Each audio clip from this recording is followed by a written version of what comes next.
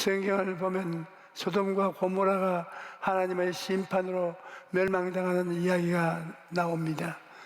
소돔과 고모라는 정욕이 넘쳐나고 매우 부패하고 도덕적으로 무너진 곳이었습니다. 하나님께서 소돔과 고모라를 심판하시기 전에 그곳에 두 천사를 보냈는데, 그들이 소돔에 이를 때 아브라함 조카 롯이 두 천사를 자기 집에 머물게 했습니다. 그런데 그날 밤에 소돔 사람들이 롯의 집으로 몰려와서 롯의 집을 둘러쌌습니다.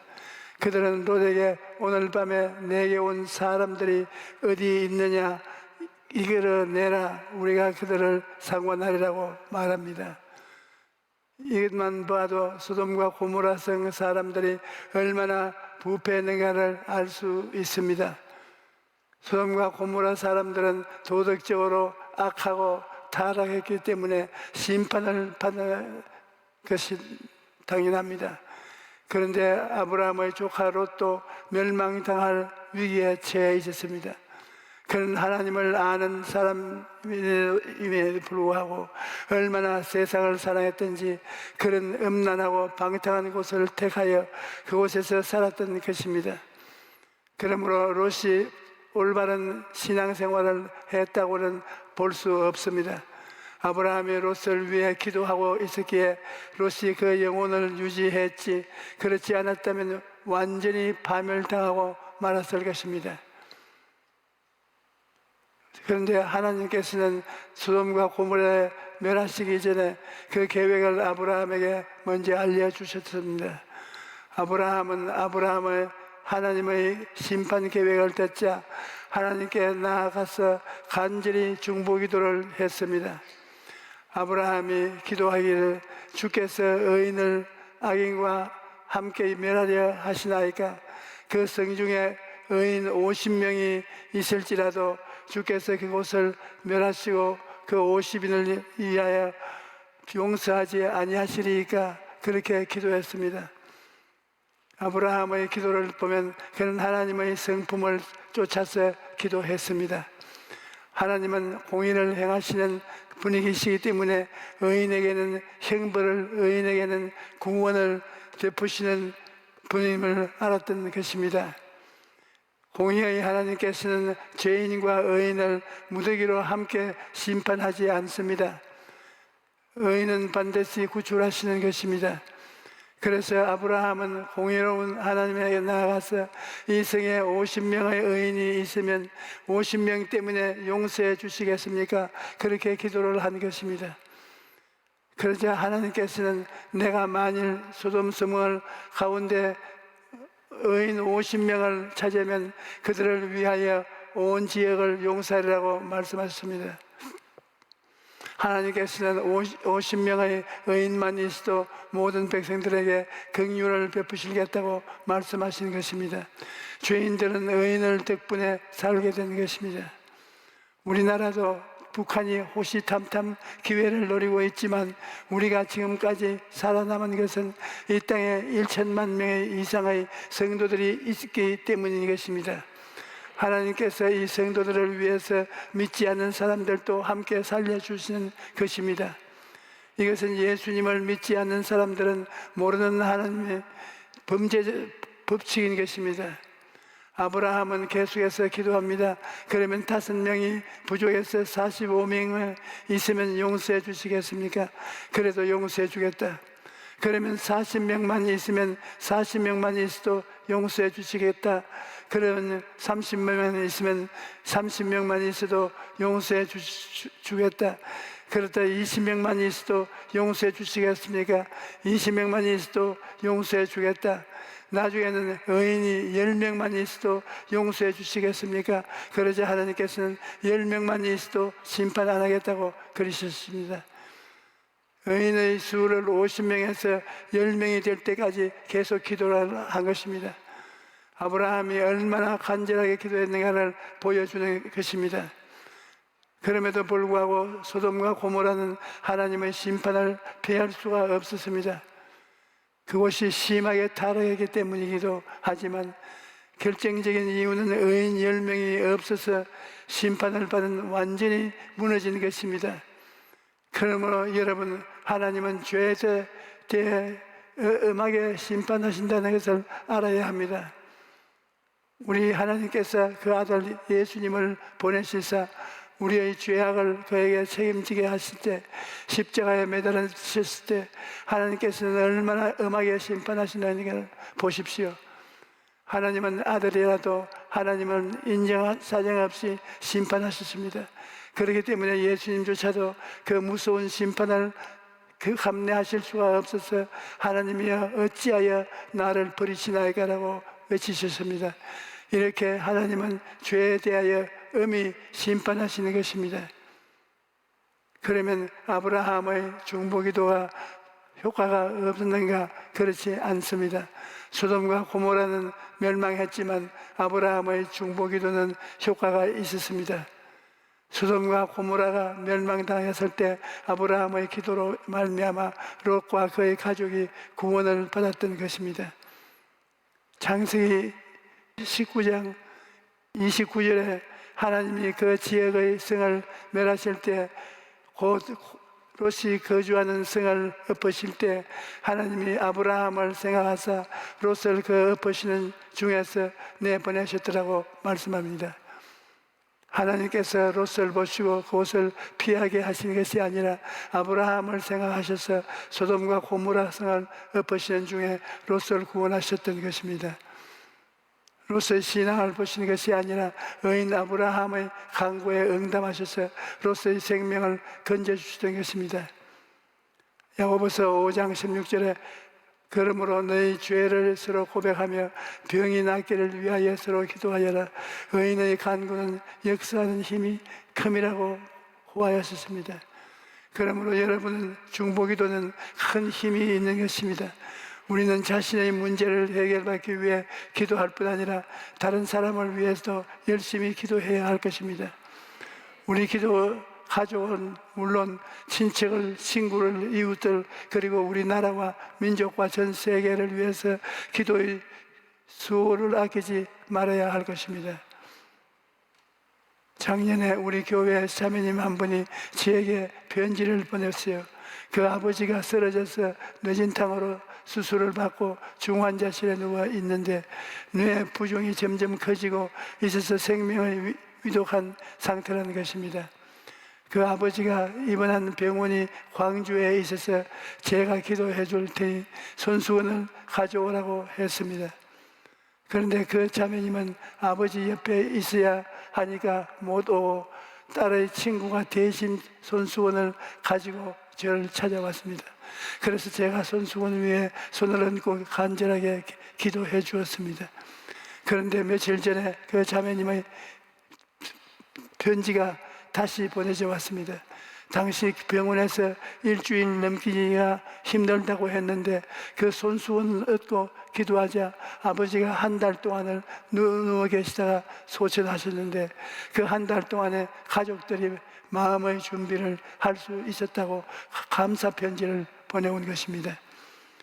그런데 놀라운 것은 이 자매님을 전도한 사람이 누군가 하면 바른 손수건은 심부름을 한 친구의 어머니였던 것입니다. 이 어머니가 자기 딸과 딸의 친구를 위하여 중보기도를 했는데 딸의 친구가 먼저 예수님을 믿었던 것입니다. 그리고 나중에 그 어머니의 딸이 심부름 때문에 손수건을 가지고 저에게 왔다가 기도를 받고 예수님을 잘 믿게 된 것입니다. 그리고 하나님 은혜에 감격해서 사부성가대 찬양대원으로 섬긴다고 얘기를 들었습니다. 여러분, 이처럼 중보기도는 결코 헛되지 않습니다. 예수님은 이름으로 드려지는 기도는 하나도 땅에 떨어지지 않고 반드시 응답되게 하는 것입니다. 답장한 응답이 없을지라도 그 기도가 쌓이면 하나님의 때가 되었을 때 하나님께서 그 기도를 따라 역사하시는 것입니다.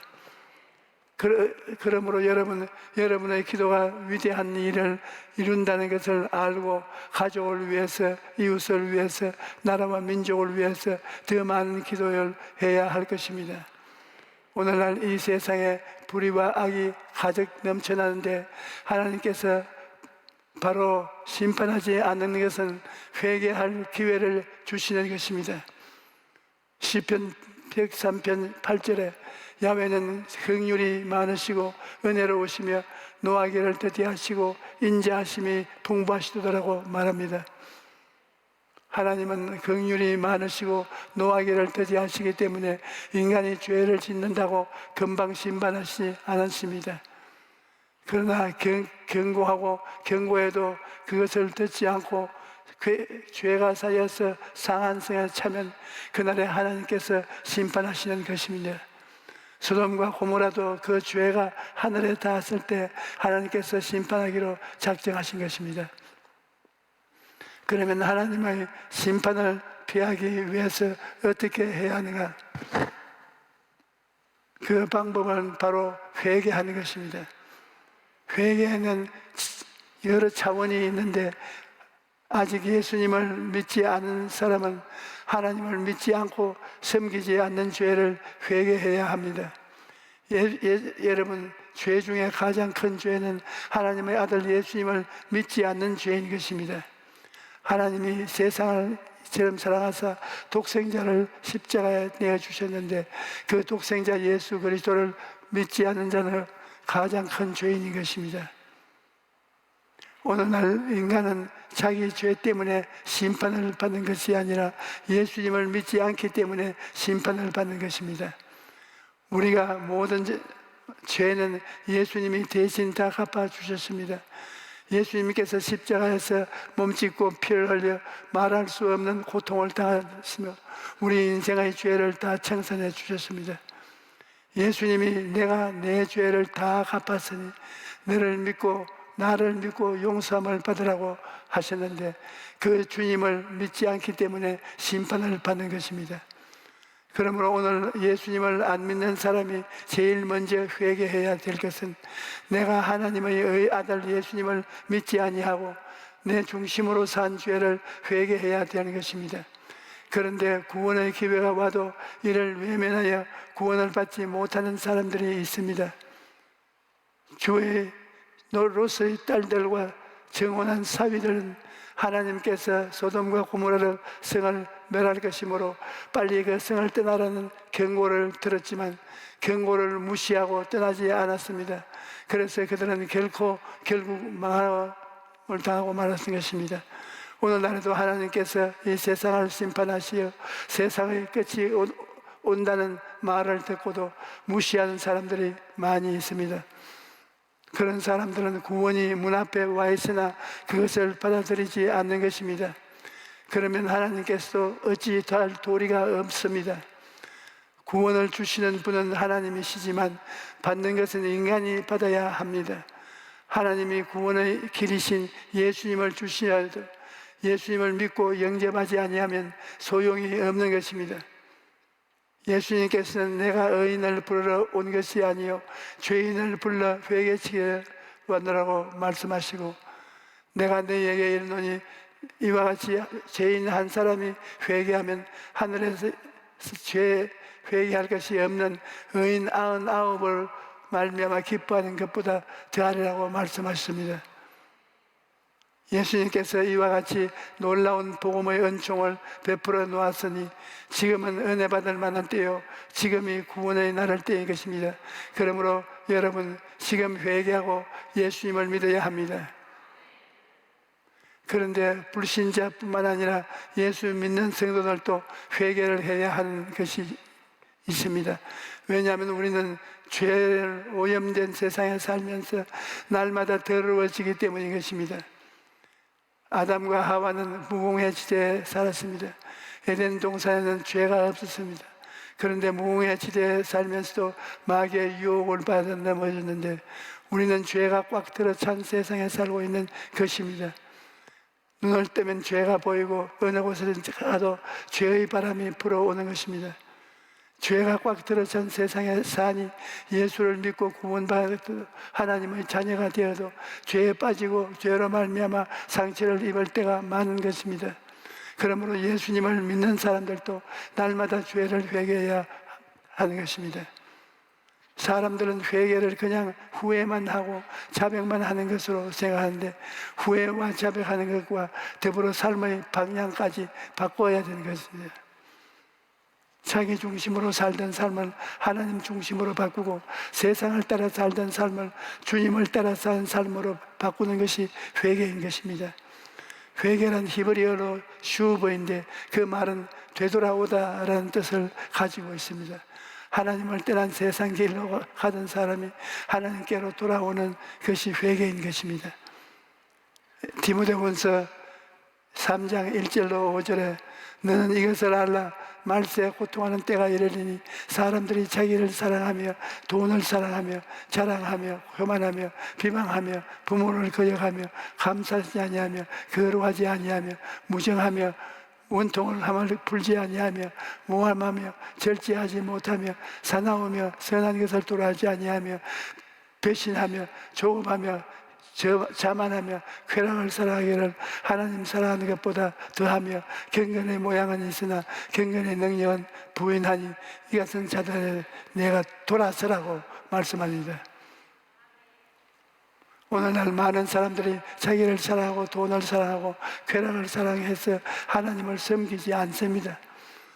하나님 대신에 자기가 하나님이 되고 돈이 하나님이 되고 쾌락이 하나님이 된 것입니다. 우리는 이러한 죄를 모두 회개하고 철저하게 하나님 중심의 삶으로 돌이켜야 하는 것입니다. 시편 52편 17절에 하나님께서 구하시는 제사는 상한 심령이라 하나님이여 상하고 통회하는 마음을 주님께서 멸시하지 않으시리라고 말씀합니다. 하나님께서는 상하고 통회하는 마음을 불쌍히 여기시고 소생시켜 주시는 것입니다. 잠언서 28장 13절에도 자기의 죄를 숨기는 자는 형통하지 못하나 죄를 자복하고 버리는 자는 불쌍히 여김을 받으리라고 하는 것입니다. 죄를 숨기면 형통하지 못합니다. 왜냐하면 하나님은 죄인을 멀리 하시기 때문입니다. 그러나 죄를 자복하면 하나님은 불쌍히 여기셔서 죄를 씻어주시고 용서해 주시는 것입니다. 히브리서 4장 16절에 그러므로 우리는 긍휼하심을 받고 때를 따라 돕는 은혜를 얻기 위하여 은혜의 보좌에 담대히 나아갈 것이라고 말씀합니다. 여러분, 우리 앞에는 은혜의 보좌가 나아가는 길이 항상 열려 있습니다. 예수 이름으로 언제든지 하나님 앞에 나아가 죄를 회개하고 긍휼하심을 얻을 수가 있는 것입니다. 우리에게 이런 특권이 주어져 있으며 늘 하나님 앞에 나아가서 회개하는 여러분이 모두가 되시기를 축원합니다. 그런데 이보다 더 깊은 차원의 회개가 있습니다.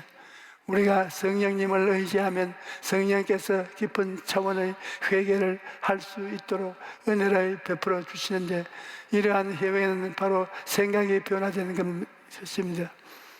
여러분, 생각이 달라지는 것이 깊은 차원의 회개인 것입니다. 여러분이 예수님을 믿기 전에는 세상적으로 생각하고 이 세상의 가치관을 따라서 살았습니다. 그러나 예수님을 믿고 난 후에는 생각이 달라져야 하는 것입니다. 로마서 12장 2절에 너희는 이 세대를 본받지 말고 오직 마음을 새롭게 하여 변화를 받아 하나님의 선하시고 기뻐하시고 온전하신 뜻이 무엇인지 분별하도록 하라고 말합니다. 그러므로 깊은 차원의 회개라는 것은 마음을 새롭게 함으로 변화를 받는 것을 말하는 것입니다. 언제나 하나님을 중심으로 생각하고 믿음과 순종을 생각하고 십자가를 바라보고 마음이 달라져야 하는 것입니다. 십자가의 대속의 은혜로 말미암아 나는 용서받은 의인이라고 마음으로 무장을 하고 용서받은 의인이 의롭게 살아야 하겠다는 마음으로 변화되어야 합니다.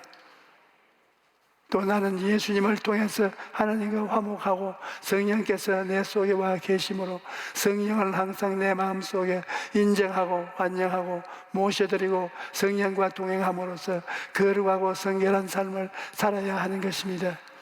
또 예수님께서 우리의 연약한 것을 친히 담당하시고 병을 짊어지고 가셨으므로 예수님이 나의 치료자가 되시고 나를 건강하게 하셨다는 생각으로 마음을 무장해야 하는 것입니다. 또 예수님이 나를 위하여 저주받은 바 되었사 율법의 저주에서 나를 해방하였으니 예수 안에서 나는 아브라함의 복을 받은 사람이라는 생각을 무장해야 합니다.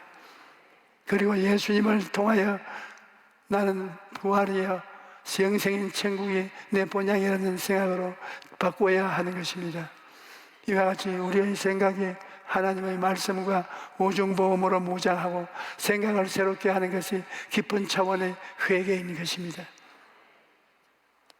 여러분, 우리의 신앙은 종착역에 도착할 때까지 회개의 연속일 것입니다. 우리는 회개의 의미를 한 가지에 국한시켜서는 안 됩니다. 예수 안에 믿는 사람들에게 회개라는 것은 돌이켜 예수님을 믿고 예수님 믿는 것을 삶의 원리로 삼으라는 것이고, 예수님을 믿는 사람에게 회개하라는 것은 윤리와 도덕적으로 잘못된 죄를 회개하고 거룩한 삶을 살라는 것이요, 예수 믿음을 잘 믿고 올바른 신앙생활을 하는 사람에게는 회개하는 것은 더욱 하나님 중심으로 살고 마음의 생각을 변화시키고 점차 마음이 말씀으로 깊은 곳에 들어가서 하나님의 능력과 권세를 가지고 살라는 의미입니다. 이러므로 회개는 삶이 복된 것입니다. 오늘 이후로 여러분 모두가 회개를 통해 하나님을 더욱 기쁘시게 하는 여러분 모두가 되시기를 주님의 이름으로 축원합니다. 할렐루야.